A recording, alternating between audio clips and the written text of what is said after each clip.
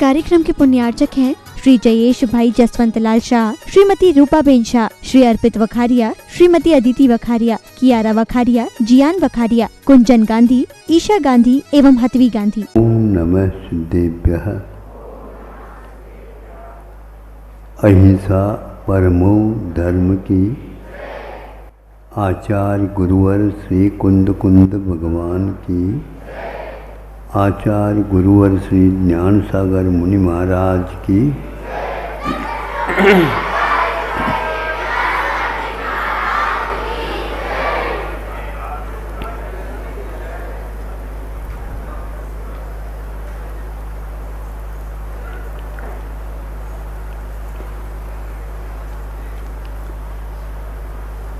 बहुत दिन के उपरांत एक दंपति को संतान की प्राप्ति हुई और उसमें भी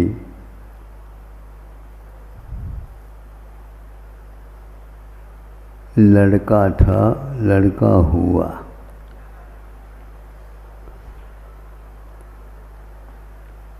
कुल दीपक सुपुत्र है। कुल का दीपक होता है। दीपक के अर्थ तो आप समझते हैं। वह दीपक जैसे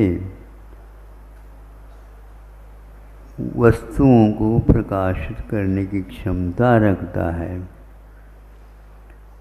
उसी प्रकार कि वह अपना भी और पराया भी हित करने में सक्षम होता है। विवाह का संक्षेप से उद्देश्य भी यही होता है। बहुत लोगों को मालूम नहीं है कि विवाह का उद्देश्य क्या होता, तो बाद में विवाद हो जाता है। यदि वह शुरुआत से ही परिचय हो जाता, बात ही अलग है। तो पुत्र रत्न हुआ, पुत्र रत्न हुआ।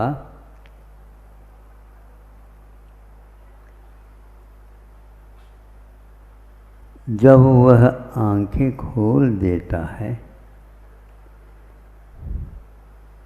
इधर की पुतली थोड़ी सी इधर की ओर है और बाएं पुतली इधर की ओर थी। आंखें तो हैं, ज्योति तो है, किंतु सही दिशा में अनुपात से वह नहीं थी।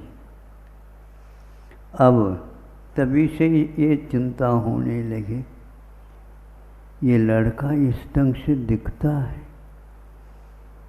इसके लिए कौन लड़की चाहेगी? क्यों? और बिना विवाह किए इसका भविष्य क्या होगा? माता पिताओं को समस्या बहुत सारी रहती।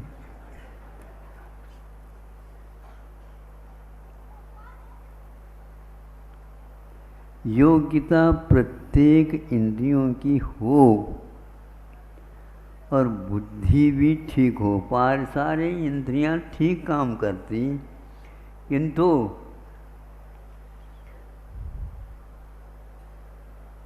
बुद्धि तेज है,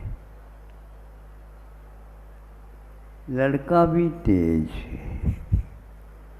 अब क्या हुआ? बुद्धि तेज होना तो बहुत अच्छा है, लेकिन लड़का भी तेज है। इनके वंशज में ऐसा ही होता। लोग ये कहेंगे सब कुछ तेज है वहाँ पर, ज़्यादा तेज भी बोलो खतरनाक है। ज़्यादा तेज होना भी ठीक नहीं, किंतु मुख में तेज है, बुद्धि में भी तेज है, व्यवहार में नम्रता है। शुरुआत में आप लोगों के यहाँ कुछ प्रश्न पूछे जाते हैं और उत्तर दिए जाते हैं। उसमें पूछा गया था, गुणों की सुंदरता किससे है? ज्ञान से है। और ज्ञान की सुंदरता पदार्थ को सही सही जानने में विद्यमान है। इसलिए आज चूंकि हमने आपकी दृष्टि के बारे में उदाहरण दे करके, जो तीसरा दिन है रुजु, रुजु का अर्थ क्या होता है? सीधा होता है। इसको संस्कृत में ईशु गति भी बोलते हैं, यानी रुजु गति, विषु गति, सीधी गति हो जाना, ये सिद्धों का प्रतीक है। सांसारिक जीवों की गतियाँ मृत्यु के बाद कुछ अपवाद छोड़ करके ऊपर की ओर हो जाती है, और जिस दिशा में जाना है उस दिशा में वह मुड़ता भी चला जाता है। वह गति वक्र गति मानी जाती है।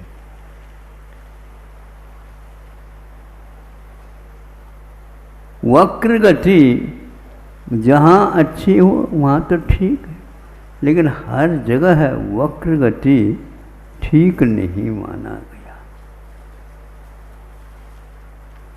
बंकिम दृष्टि हमेशा हमेशा सुंदरता में कलंक लगाती, सुंदर वह नहीं लगती। उन्होंने मुझे मेरी ओर देखा तो सही, फिर आगे बोलो, तेरी दृष्टि से देखो। जब कभी भी आप सीधे ही बैल है, गैया है, उनके सामने जाओगे, वो पहले देखता है इसकी दृष्टि क्या कर रहा है, क्या कह रही है। उसकी ओर आप देखेंगे, वो भी देखेगी। गैया भी बहुत शानी है, लेकिन वह लाल आंखें करके देखेगी। फिर थोड़े से और हो जाए तो सींग भी दिखाएंगी। सिंगाई जी,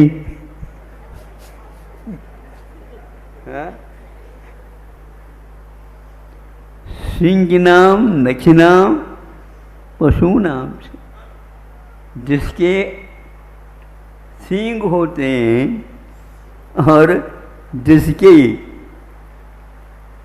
नाखून होते हैं बड़े बड़े लंबे लंबे, उनसे बचियो। क्योंकि वो कभी भी वार कर सकते हैं। ये क्यों? इसमें कला है, इसमें एक विद्या है, इसमें एक और अच्छाई है, गंभीरता है। उसी प्रकार कि आप में सारी सारी बातें आ गई, यदि सरलता नहीं है, टेढ़ापन नहीं गया है, तो आचार्य कहते हैं तुम्हारे लिए अभी कई चातुर्मास अपेक्षित है। कहीं भी हो चातुर्मास, लेकिन अभी और अपेक्षित है। क्यों कहा ये? इसलिए कहा क्योंकि इसका स्वरूप इस प्रकार नहीं होता है। इसमें पास होने के लिए आचार्य ने सर्वप्रथम माया, मिथ्या और निदान, ये सम्यक दर्शन के साथ नहीं रह सकते। इन तीनों का अभाव होना आवश्यक है। माया, मिथ्या, निदान, इन तीनों का अभाव हुए बिना वह वृत्ति बन नहीं सकता। वृत्ति बन गया, वृत्तों के धारण करने मात्र से वृत्ति नहीं होता, किंतु माया, मिथ्या, निदान, इन तीनों से भी ऊपर उठना अनिवार्य है, तभी उसको हम वृत्ति कह सकते हैं। एक सज्जन ने बहुत अच्छा प्रश्न पूछा था। व्रत जो है अनुव्रत के रूप में भी होते हैं, महाव्रत के रूप में भी होते हैं। तो जो देश व्रत होता है उसको जो धारण करता है उसके पास कौन से शल्य मुक्त होना चाहिए। शल्य से तो मुक्त होना चाहिए, उसके पद से कषाय और भी शेष रह जाती है, उनसे भी मुक्त होना अगले गुणस्थानों में वह संभव है। पूरे व्रत अनु है, अनु के रूप में, यानी एक देश है, तो उनका कहना एक देश है तो एक देश मिथ्यात्व भी रहता होगा। तो वो कहते हैं वीतराग और सम्यक दर्शन और उसके अभाव में जो सम्यक दर्शन रहता है, इन दोनों में बहुत अंतर होता है। आप प्राथमिक कक्षा में पास होते हैं और आपके नंबर, क्रमांक, अंक बहुत अच्छे आ गए, किंतु किसी दूसरे ने पार किया, परीक्षा दे दी, वह परीक्षा में 1-2 अंक आपसे कम ले आता है। आप कहेंगे उनको ये प्राथमिक परीक्षा में के समान ही है। नहीं, उनके वो उपरीत कक्षा के अंक हैं। उसी प्रकार असंख्यात लोक प्रमाण, इनके भेद होते हैं। इसलिए मुनि महाराज के पास जो वृतत्व है वह वीतराग सम्यक दर्शन की अपेक्षा से अनुवृत्ति के पास जो रहता है वह अनुवृत्ति के अनुरूप ही होगा, क्योंकि उसके जो टेढ़ापन है, उसके जो कषाय हैं, उसकी जो दृष्टि है, उस दृष्टि में वीतरागता नहीं रहती है। आपके पास जो आस्था है और एक मुनि महाराज के पास आस्था है, दोनों को एक ही तराजू से न तोला नहीं जा सकता। इस प्रकार ये माया, मिथ्या, निदान, ये 3 कहा गया है हमारे प्रतिक्रमण में। कौशल्याय, मान सल्लाय, माया सल्लाय, लोभ सल्लाय, प्रेम सल्लाय, पिवासल्याय, इस प्रकार कम से कम भी हमने आपके सामने 12 शैली निकाला। इसमें कोई भी मिथ्या नहीं रहा है, नहीं तो कषाय का अतिरेक होता है तो वह शल्य अलग होता है, और कषाय के अतिरिक्त के बिना जो होता है उसको कषाय कहेंगे। कषाय करना और माया शल्य होना और माया कषाय होना बहुत अंतर है। माया संजरण के साथ भी हुआ करती है और माया अप्रत्याख्यान और प्रत्याख्यान के साथ भी हुआ करती है। तो गृहस्थों का व्रतत्व और उनके जो शल्य का अभाव उसी के अनुरूप हुआ करता है। सभी बच्चों को आप एक से नहीं गिन सकते, किंतु उसमें तारतम्य अवश्य बना रहता है। तो वृत्ति को सर्वप्रथम माया शल्य से दूर होने के लिए आचार्यों ने कहा है। इस शल्य से यदि दूर नहीं होता है तो वह व्रत एक हमेशा हमेशा भीतर से वह कचोटता रहता है, वहाँ उससे चैन नहीं देता है। वो भले कहता या नहीं कहता है दूसरे के सामने, किंतु उसके भीतर वह चुभन चलता रहता है, क्योंकि पैरों में यदि कांटा गड़ जाता है वह ठीक बैठने नहीं देता है, नींद भी नहीं लेना देता है और उसको हाथ लगाने भी नहीं देता है और अपने आप ही कराहने लग जाता है। इसी प्रकार अब चलता है तो वह लंगड़ाता हुआ चलता है, गति में अंतर आ जाता है। तो इसलिए अब एकदम निकाल दे ऐसा नहीं निकल सकता। कालांतर में यदि मान लो पुराना हो जाए वो, तो क्या बोलते हैं, पैरों में चाय हो जाती। चाय का अर्थ क्या?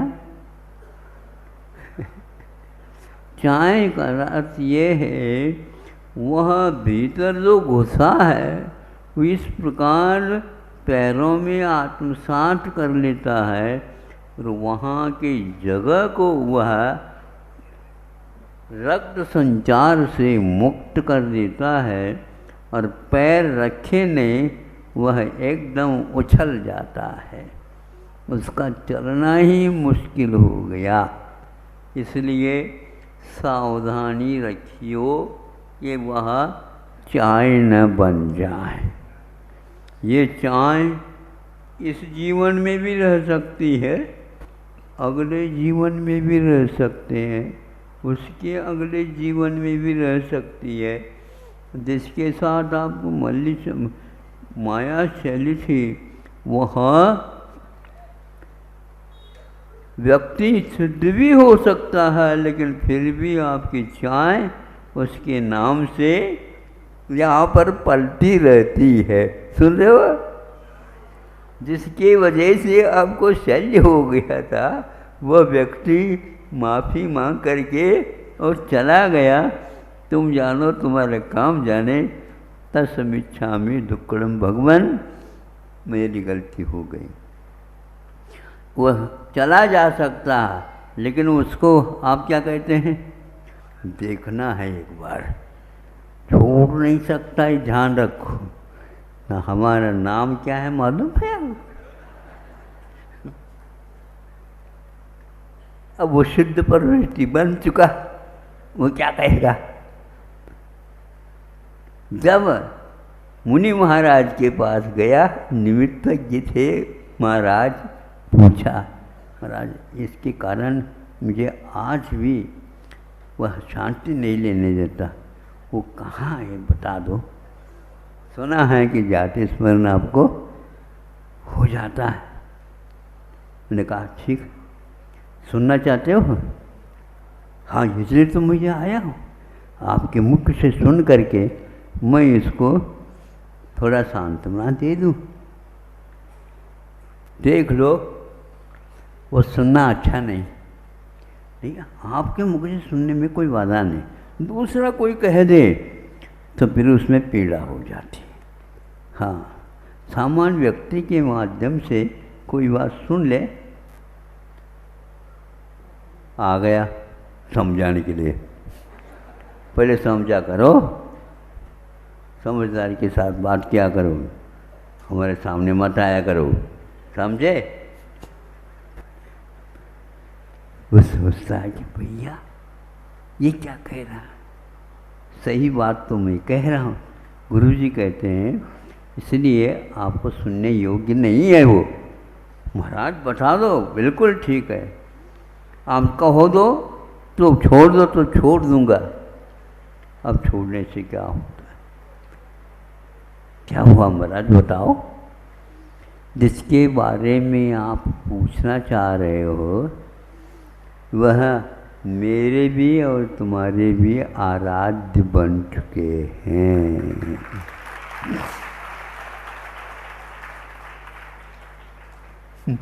आप उसको लिख करके रख लो, किसी को नहीं दिखाना। क्या है ये, बहुत कुछ ऐसे गांठ पड़ जाती है जिन गांठों को खोलना बहुत कठिन होता है।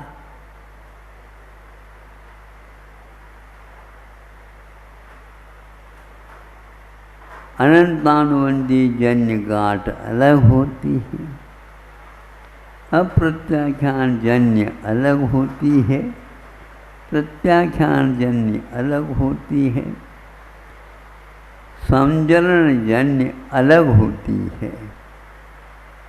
और यह एक प्रकार से सारे के सारे असंख्यात असंख्यात प्रमाण हुआ का पैरों में चाय हैं। आप कैसे चल रहे हो महाराज, हमने आत्मा के ऊपर विश्वास कर लिया इसलिए तो सब हो रहा है। हाँ बिल्कुल ठीक है, श्वास चास पर तो आपको विश्वास तो है, लेकिन कितनी चाय हैं ये भी तो देखा करो। बहुत दिन के हैं, पूरे पूरे उसको काट भी दो औजार से, वह चमड़ी तो निकल जाती है, निकल करके उसके भीतर भी चले जाएंगे तो वहाँ पर अलग ही प्रकार का वस्तान बना हुआ रहता है। उसको देखने से ये कब निकलेगा, ये कई बार इसको काटना होगा, और जब तक कटता जाएगा तब तक तो उसको काटना ही चाहिए। कई बार ऑपरेशन होने के उपरांत भी, शल्य चिकित्सा होने के उपरांत भी वह ठीक नहीं हो पाता है। पुराने आसामी हैं, सर्प की उम्र 70 भी हो सकती है और भी बड़ी हो सकती है, विशेष कोई सर्प होगा तो। और आप 70 में कितने बार मरण को प्राप्त हो जाते हैं पता नहीं।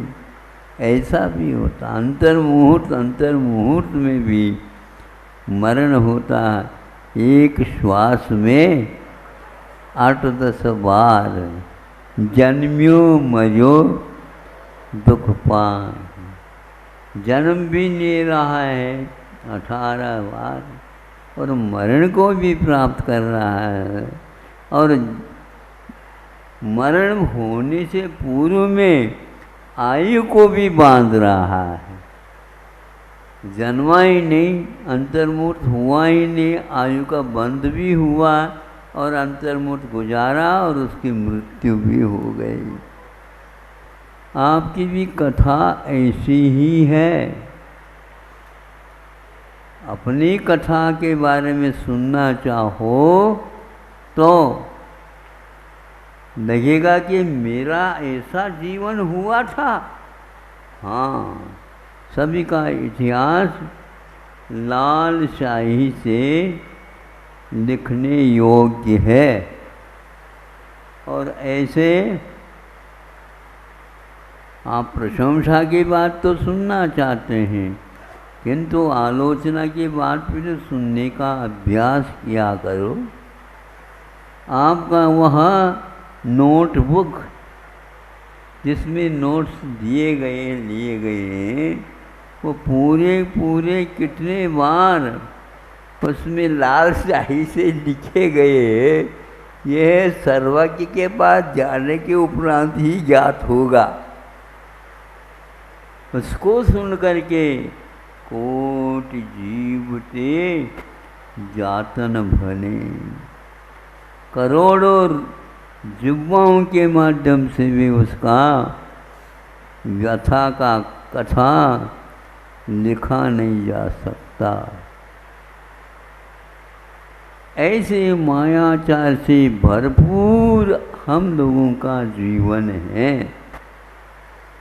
प्रतिक्रमण करने वाला ये साहस के साथ करे। यहीं से प्रारंभ करता हूँ। प्रतिक्रमण आप लोगों को भी इसी प्रकार कह देता। कैसे करना चाहिए? पापिष्टेन मया, मैं कैसा हूँ भगवान? पापमय हूँ अथवा पाप से भरा हुआ हूँ। अब उसमें से एक बूंद डाल दो तो ऊपर उछल जाएगा, इतना भरा हुआ हूँ। पुण्य की एक कणिका भी उसमें नहीं है, क्योंकि पुण्य आ भी जाए तो पाप इतना है और भाव बिगड़ते रहते हैं तो वह संकरण भी तात्कालिक हो जाता है। आँव की बीमारी किसी को हो जाती है। आम का अर्थ क्या है? अपक्व रस है, रस पूर्ण नहीं बना और वह पचा नहीं। तुम हमारे बॉस ने पैसा खा लिया इसलिए तो हमने भी उनके माथा खा ले।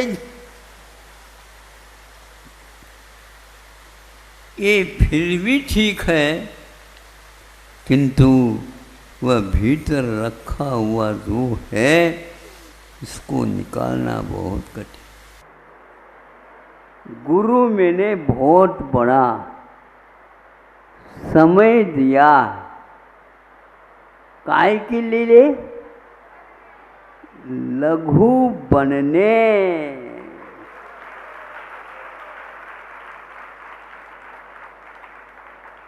कितना बड़ा उपकार उन्होंने किया है।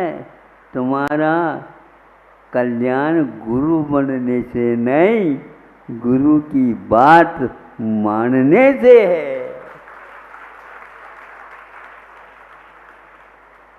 इसलिए अहो भाग्य समझ करके हमें चाहिए, गुरु ने यदि जो कहा है वह आज तो है ही नहीं, किंतु ये सौभाग्य है कम से कम उन्होंने क्या कहा था वो कम से कम स्मरण में तो आ रहा है। ये भी उन्हीं की कृपा की देन है। उन्होंने ऐसा हम लोगों को बांटा है। क्या बांटा है? अच्छे अच्छे चीज़ों का उपहार दिया है। उसके द्वारा हमारा कल्याण निश्चित है। उस निश्चित को और निश्चित करने के लिए उनके वह स्मरण हमें बार बार याद कर लेना चाहिए। और समय आपका हो गया होगा। हाँ, फिर भी आप लोग अच्छे ढंग से इसको स्वीकार कर रहे हैं और सुन रहे हैं। आपका यह सुनने का और ग्रहण करने का दोनों कार्य सार्थक हो, यही कहता हूँ। और पुरानी बात है, लेकिन वहाँ कई व्यक्ति आए हैं, नए भी आ सकते हैं, उसके लिए भी कहते हैं आर्जव मैंने वक्रता का अभाव, ऋजोर्भाव आर्जवम। जो वक्रता का अभाव है, ऋजु मति और विपुल मति, इस प्रकार दो मनपद ज्ञान होते हैं। इसी प्रकार यहाँ पर बताया गया है, सीधा हो जाना, इसका नाम है ऋजु। जैसे छोटे बच्चे जो अभी जन्म लिए माता पिताओं के सामने सीधे सीधे ही वह बोलते हैं, कोई उसमें चुपड़ करके नहीं बोलते, बगार दे करके नहीं बोलते। बगार देने से उल्टा बिगड़ जाता है। बिगाड़ना नहीं, अपने को उसको सुधारना है। तो क्या है, सीधा बनना बहुत सीधा है। आप यूं घुमा करके पेंसिल से लिखने का प्रयास करो, वर्तुल तो बन जाता है, लेकिन सर्वत्र उसका नाप तोल सही नहीं आता। खूब, यह एक प्रकार से कला है। किसी को नहीं आता, इससे चिंता मत करो। यदि आप सीधी लकीर यदि खींचते हैं तो पर्याप्त है। बहुत कम समय में आपको नपा तुला वह वर्तुल अवश्य बन जाएगा। कैसा बन जाएगा? तो केंद्र को छूटी, नपी, सीधी रेखाएं वृत्त बनाती। क्या है ये? यह एक 17 अक्षरों में 5 मिनट नहीं लगता और वर्तुल का निर्माण हो जाता है। 5 मिनट के भीतर भी आप यदि चाहते हैं तो वह वर्तुल बनता हुआ दिखने में आ ही जाता है।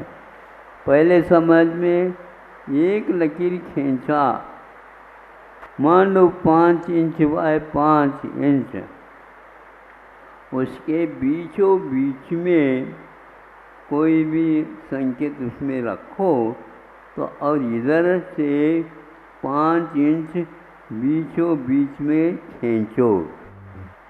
2 लकीर खींचे आपने सीधी, ऊपर से नीचे और आजू से बाजू।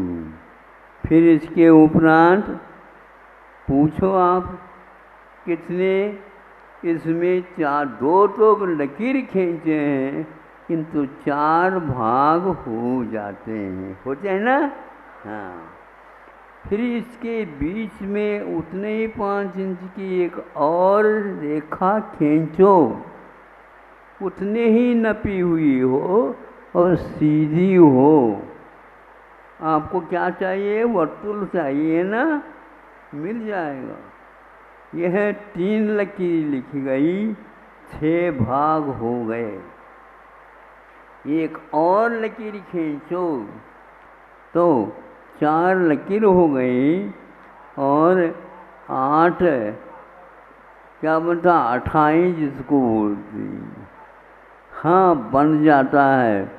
इस प्रकार ये 8 के बाद 4 के बाद 8 बने और एक और इस प्रकार करते हुए 8 लकीर खींचते हैं तो धीरे धीरे वहाँ पर आपके वर्तुल का आकार दिखना प्रारंभ हो जाता है। ऐसे ही लिखते लिखते आप आगे लकीर बढ़ाते जाओ, लेकिन लकीर से फकीर मत बनो, क्योंकि वर्णमाला के बिना भी हम एक प्रकार से वर्तुल बनाना सिखा रहे हैं। ऐसे करने से यदि 16 लकीर आप खींचोगे नपी तुली, किंतु केंद्र को छूटी हुई होना चाहिए। केंद्र कहाँ है? सबके बीचों बीच में एक संकेत पूर्ण विराम जैसे दिया गया, उससे छूटी हुई जाए तो 16 लकीर होते ही 32 उसके भाग होने से बिना परिधि की बात करें अपने आप ही परिधि दिखने लग जाती है।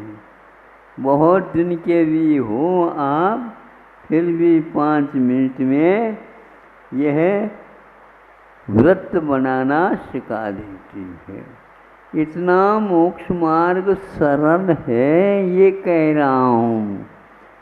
कहाँ भैया बहुत टेढ़ा होगा मोक्ष मार्ग, सुनते हैं बहुत दूर है और बहुत ऊपर है। ऊपर के चलना तो फिर भी ठीक है, लेकिन ऊपर चढ़ना बहुत कठिन है। वो कहाँ से कैसे जाएंगे? चिंता न करिए, किंतु ध्यान रखिए, सावधानी के साथ किसी की ओर मत देखो, अपने आप की ओर देखो अथवा अपने लक्ष्य की ओर देखते जाओ। अवश्य ही आपको इसमें सफलता मिलेगी। कैसे मिलेगी बताओ? वर्षा की जोर होने के उपरांत भी आप लोग सुन रहे हैं ना? हाँ, ये बिल्कुल अब आवाज़ ध्वनि आ गई।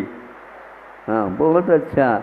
वो कितने भी जोर करने दो, उसकी ओर कानों को नहीं ले जाना और लकीर खींचते चले जाना। यही गुरु ने कहा था, लघु बनने।